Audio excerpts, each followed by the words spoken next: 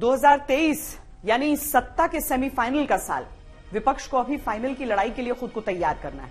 नेता, नीति और नियति को चुनना है, लेकिन बीजेपी अपना चुनावी अभियान विधिवत रूप से शुरू कर चुकी है। पूरब से पश्चिम, उत्तर से दक्षिण तक बीजेपी मोदी मंत्र लेकर चुनावी संग्राम में कूद चुकी है।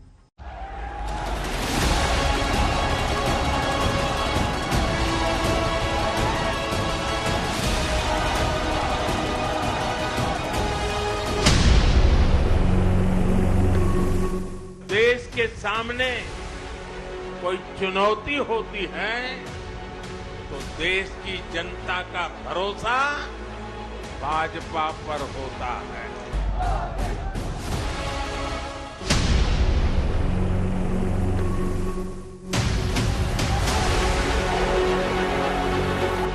बड़े बहुमत के साथ भारतीय जनता पार्टी चुनकर आएगी और मोदी जी फिर से इस देश के प्रधानमंत्री बनकर इस देश का नेतृत्व करेंगे। इसका हम सबको भरोसा है।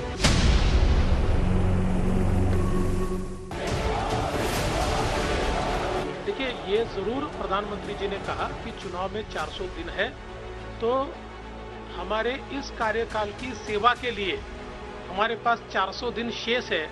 ये 400 दिन हम मतदाताओं की पूरी सेवा करें।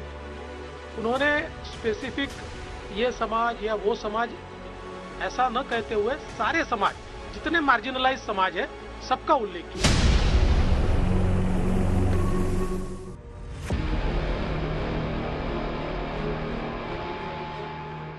विपक्ष में यात्राएं चल रही हैं, विचार चल रहे हैं, तीर तलवार चल रहे हैं। बीजेपी सीट, शक्ति और सामर्थ्य की रणनीति लेकर मैदान में।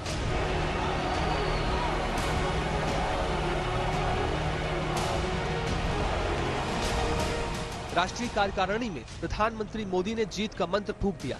सबका साथ, सबका विश्वास की बात से आगे बढ़ते हुए मुस्लिम समाज के वंचित वर्ग से पार्टी को मजबूती से जोड़ने का होमवर्क नेताओं को दे दिया। सियासी हलचल मची है क्योंकि बात कई पार्टियों के पारंपरिक वोट बैंक की है।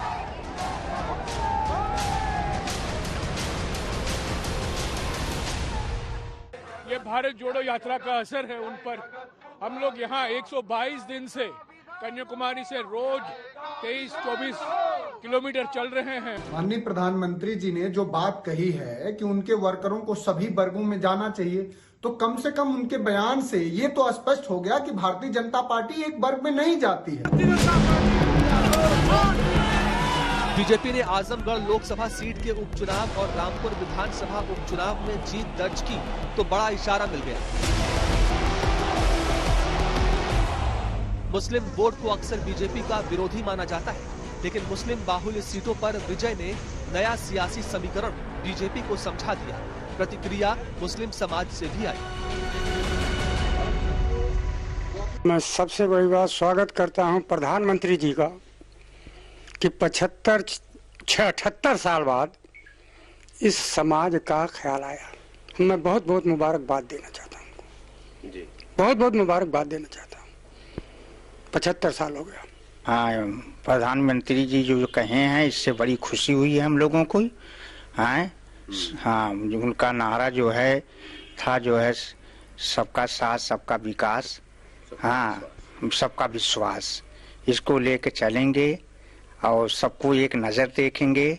तो इससे जो है पसमादा और समाज को जो खुशी होगी और समाज की भलाई के लिए काम करें।